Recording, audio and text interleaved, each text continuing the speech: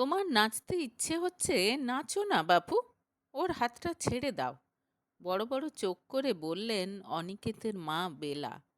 তার ভাবভঙ্গি দেখে কাঁধ নাচিয়ে সেখান থেকে চলে গেল মেয়েটা। ডান্স ফ্লোরে গিয়ে আবার আগের মতো নাচতে শুরু করে দিল। মেয়েটার সাহস দেখে অবাক হয়ে গেল অনিকেত।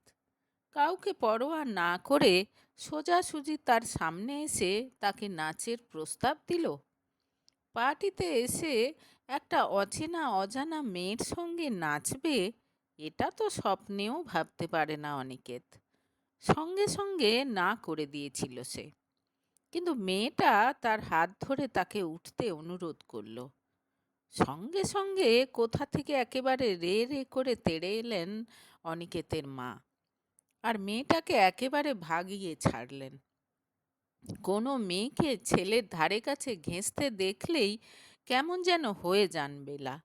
অনিকেত বুঝে পায় না, একটু আধটু কথা বললে কি এমন হয়ে যাবে। প্রায় 3 বছর হয়ে গেল বাড়ির বিজনেসের দায়িত্ব তার হাতে। খুব সুন্দরভাবে সব দিক দেখাশোনা করছে সে। কিন্তু সে মেয়েদের সঙ্গে কথা বলছে দেখলেই মা কেমন যেন ইনসিকিওর ফিল করে। কারণটা কি বুঝতে পারে না সে। প্রায় পার্টিতে যেতে হয় তাদের, কিন্তু পার্টিতে গিয়ে অনিকেত সব সময় এক কোণায় নিজের মতো বসে থাকে। খাওয়া হয়ে গেলে আবার মায়ের সঙ্গে বাড়ি ফিরে যায়। অনেকের কাছে ব্যাপারটা অবাক লাগলেও এইভাবেই অভ্যস্ত সে। মা তাকে কারো সঙ্গে বেশি কথা বলতে দেখলে খুঁটিয়ে খুঁটিয়ে জানতে চায় কি কথা হলো, কেন সে এরকম বলল। উত্তর দিতে দিতে বিরক্ত হয়ে যায় সে। তার চেয়ে ভালো কারো সঙ্গে কথা না বলা। সবচেয়ে বড় কথা, মাকে কোনো রকম দুঃখ দিতে চায় না অনিকেত। সেই কোন ছোটবেলার বাবা মারা গেছে অনিকেতের। সেই সময় দাদুর সঙ্গে বিজনেসের হাল ধরেছিলেন অনিকেতের মা। সঙ্গে ছেলেকেও খুব ভালোভাবে মানুষ করেছেন তিনি। যোগ্য করে গড়ে তুলেছেন তাকে। এখন মা অবসর নিয়েছেন। সব দায়িত্ব অনিকেত সামলায়। দাদুও আর বেঁচে নেই। কিন্তু এই একটা দায়িত্ব থেকে এখনো অবসর নিতে পারছেন না বেলা। সেই ছোটবেলার মতোই অনিকেত কখন কি করবে, কি পড়বে, কার সঙ্গে কথা বলবে, কি খাবে, এসব নিয়ে সারাক্ষণ চিন্তিত থাকেন তিনি। মাঝে মাঝে বুঝতে পারে অনিকেত, মা যা করে একটু বেশি বাড়াবাড়িই করে। কিন্তু মাকে কিছু বলতে পারে না সে। সে যে বড় হয়েছে, তার যে এবার আলাদা একটা জগৎ থাকতে পারে, এটা মা কিছুতেই বোঝে না। মার এই অতিরিক্ত খবরদারির জন্য আজ পর্যন্ত কোনো গার্লফ্রেন্ড হয়নি অনিকেতের। একটা অচেনা অজানা মেয়ে তোমার হাত ধরার সাহস কি করে পায়? ফেরার পথে জিজ্ঞেস করলেন উত্তেজিত বেলা। প্লিজ মা, এটা নিয়ে এত বাড়াবাড়ির কি আছে? পার্টিতে তো এরকম হয়ই। উড়িয়ে দেওয়ার চেষ্টা করলো অনিকেত। না Ani, you have to be careful. এইসব মেয়েদের কোনো বিশ্বাস নেই। বেলার গলায় চিন্তার সুর। মা, ভুলে যেও না, আমার বয়স 32 বছর। আমি একজন সাকসেসফুল বিজনেসম্যান। হাসতে হাসতে বলল অনিকেত। তাতে কি, মানুষ চেনা অত সহজ নয়। তুমি আর চেনার সুযোগটাই বা দিচ্ছ কোথায়? আমার সব বন্ধুরা 2-3টে করে প্রেম করার পর এখন বিয়ে করে সেটেলড। আর আমি? ঠাট্টার সুরে বলল অনিকেত। ছেলের কথা শুনে চুপ করে গেলেন বেলা। এরপর মাঝে মাঝেই অনিকেতের বলা কথাটা মনে পড়ে যেতে লাগলো বেলার। তবে কি ছেলে এবার বিয়ে করতে চাইছে? বন্ধু অনিতার কাছে ব্যাপারটা বলতে সঙ্গে সঙ্গে সে বলল, ছেলেকে এবার আঁচলের তলা থেকে বার কর বেলা, না হলে একদিন দেখবি ছেলেই তোকে দোষ দেবে। তাকে তার জীবনটা নিজের মতো করে বাঁচতে দে। বন্ধুর কথা শুনে চিন্তায় পড়ে গেলেন বেলা। একটা অচেনা অজানা মেয়ে এসে তার ছেলের জীবনের অংশ হবে, এটা ভাবলেই কেমন কষ্ট হয় তার। কিন্তু অনিতার কথাটা পুরোপুরি অগ্রাহ্য করাও যায় না। অনেক ভেবেচিন্তে ছেলের বিয়ে দেবেন ঠিক করলেন তিনি। ম্যাট্রিমনি ওয়েবসাইটে প্রোফাইল খুললেন। অনিকেতের নামে হলেও সেটা চালাবেন তিনি। বুঝে শুনে যাচাই করে যোগ্য মেয়ে খুঁজে বার করতে হবে তাকে। কয়েকদিনের মধ্যেই বেশ কিছু মেয়ের প্রোফাইল থেকে কন্ট্যাক্ট করলো। অনেক বাছাবাছি হিসেব নিকেশ করে তিনজনকে সিলেক্ট করলেন বেলা। তিনজনের সঙ্গে আলাদা আলাদাভাবে দেখা করলেন তিনি, কিন্তু কাউকেই পছন্দ হলো না তার। কারো চেহারা সুন্দর, কিন্তু কথা বলার ধরন ভালো নয়। কারো সবই ভালো হলেও দেখতে অতটাও ভালো নয় যতটা ফটোতে লেগেছিল। কাউকে আবার একটু মোটা মনে হলো। পরের বার আবার কয়েকজনকে সিলেক্ট করলেন, কিন্তু সামনে দেখে সবাইকে রিজেক্ট করলেন। এইভাবে প্রায় 30টার মতো মেয়েকে দেখেও তার ছেলের জন্য কোনো যোগ্য পাত্রী পেলেন না বেলা। বন্ধু অনিতাকে বলতে সে বুদ্ধি দিল, এবার যখন কোনো মেয়ের সঙ্গে দেখা করবি তখন অনিকেতকে অবশ্যই সঙ্গে নিয়ে যাবি। আফটার অল বিয়েটা তো ওই করবে। আমার মনে হয় ও সঙ্গে থাকলে তোর কাজটা অনেক সহজ হয়ে যাবে। কিন্তু এবার যেন আর কাউকেই পছন্দ হয় না বেলার, যার সঙ্গে দেখা করা যায়। শেষমেশ একটা মেয়ের প্রোফাইল দেখে বেশ পছন্দ হলো তার। ঠিক যেমনটা তিনি চান, একেবারে সেরকম। মেয়েটার নাম বিউটি। দেখতেও সে সত্যিই খুব সুন্দর। অন্যান্য বারের মতোই রেস্তোরাঁতে দেখা করার ব্যবস্থা করলেন বেলা। নির্দিষ্ট দিনে ছেলেকে নিয়ে বিউটির সঙ্গে দেখা করতে গেলেন তিনি। মা ছেলে সময় মতো পৌঁছে গেলেও বিউটির আর দেখা নেই। প্রায় আধ ঘন্টা পর এসে পৌঁছালো বিউটি। রাগ রাগ চোখে মেয়েটার আদ্যপান্ত দেখলেন বেলা। ফটোতে যেমন দেখেছেন একেবারেই সেরকম। আধুনিক পোশাক পরা।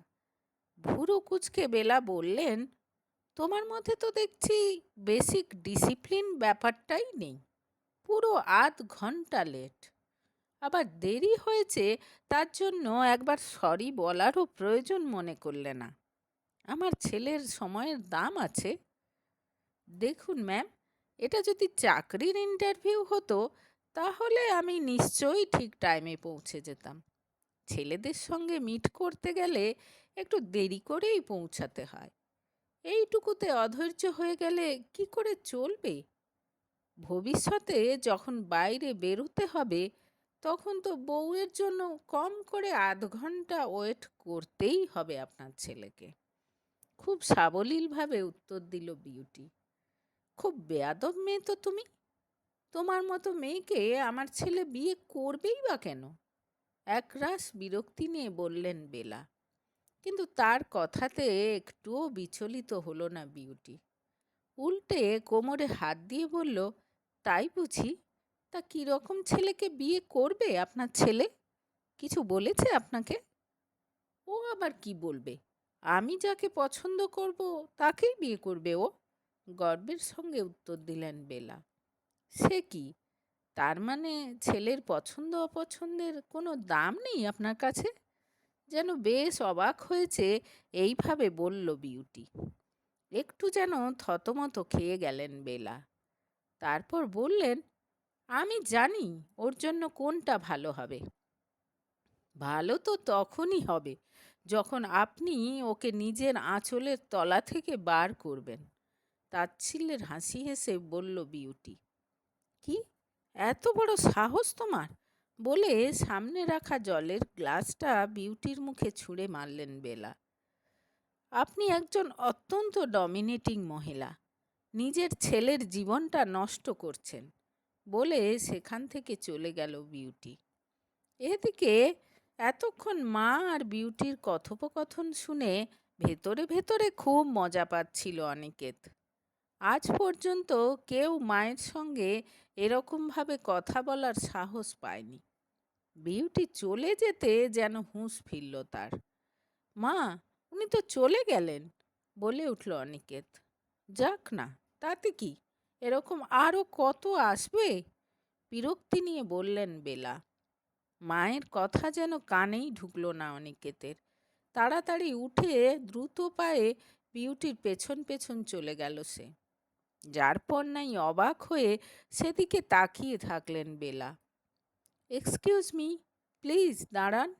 পেছন থেকে অনিকেতের গলার আওয়াজে থমকে দাঁড়ালো বিউটি। সামনে এসে প্রথমে মায়ের ব্যবহারের জন্য ক্ষমা চাইল অনিকেত। কি আশ্চর্য, আপনি ক্ষমা চাইছেন কেন? আমিও তো ওনার সঙ্গে যথেষ্ট অভদ্রভাবে কথা বলেছি। এরপর বিউটি জানালো যে কয়েকদিন আগে তার বন্ধুকে অনেক কটু কথা বলে রিজেক্ট করেছিলেন বেলা। সেই থেকে মানসিকভাবে ভেঙে পড়েছে অন্তরা নামের তার সেই বন্ধু। তাই খানিকটা রাগ মেটাতেই আজ তাদের সঙ্গে দেখা করতে এসেছিল বিউটি। বিয়ের কোনো প্ল্যান নেই তার এখন। তবে আপনার মাকে কিন্তু অবশ্যই সাইকিয়াট্রিস্ট দেখিয়ে নেবেন একবার, যাওয়ার আগে অনিকেতকে বলে গেল বিউটি। জীবনে প্রথমবার কোনো মেয়েকে একবার দেখেই এত ভালো লেগে গেল অনিকেতের। এদিকে বুঝতে পারছে মার বিউটিকে একেবারেই পছন্দ হয়নি। বিউটির ফোন নাম্বার নিয়ে তাকে বিদায় জানিয়ে আবার মায়ের কাছে এসে বসল সে। কয়েকদিন পর বিউটিকে ফোন করে বিয়ের প্রস্তাব দিল অনিকেত, কিন্তু বিউটি তাকে বিয়ে করতে রাজি হলো না। অনেকবার বলার পর অনিকেতকে শর্ত দিল সে। আমি আপনাকে বিয়ে করতে পারি, কিন্তু একটা শর্তে, মায়ের কাছ থেকে দূরে থাকতে হবে আপনাকে। উনি আলাদা থাকবেন, আমরা আলাদা থাকব।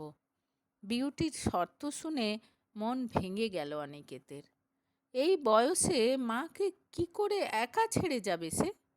না না, এটা অনিকেত কিছুতেই করতে পারবে না। সে ছাড়া মায়ের তো আর কেউ নেই। এর ঠিক মাস ছয়েক পর বিয়ে হয়ে গেল অনিকেত আর বিউটির। খুশি হয়ে তাদেরকে আশীর্বাদ করলেন বেলা। দুদিন থেকে তাদের সংসার গুছিয়ে দিয়ে তারপর চলে গেলেন নিজের বাড়িতে। ও হ্যাঁ, বলাই হয়নি, বিয়ে করেছেন বেলা। বিউটির বাবার বিপত্নিক বন্ধু অরুণের সঙ্গে এক প্রকার জোর করেই তার বিয়ে দিয়েছে অনিকেত আর বিউটি। তবে বিয়ে করে খুব খুশি এখন বেলা। দীর্ঘ ২৬ বছর একা একা জীবনের চড়াই উতরাই পার করতে করতে বড্ড ক্লান্ত হয়ে পড়েছিলেন তিনি। অরুণের মধ্যে পথ চলার নতুন এক সঙ্গীকে খুঁজে পেয়ে আনন্দের শেষ নেই তার এখন।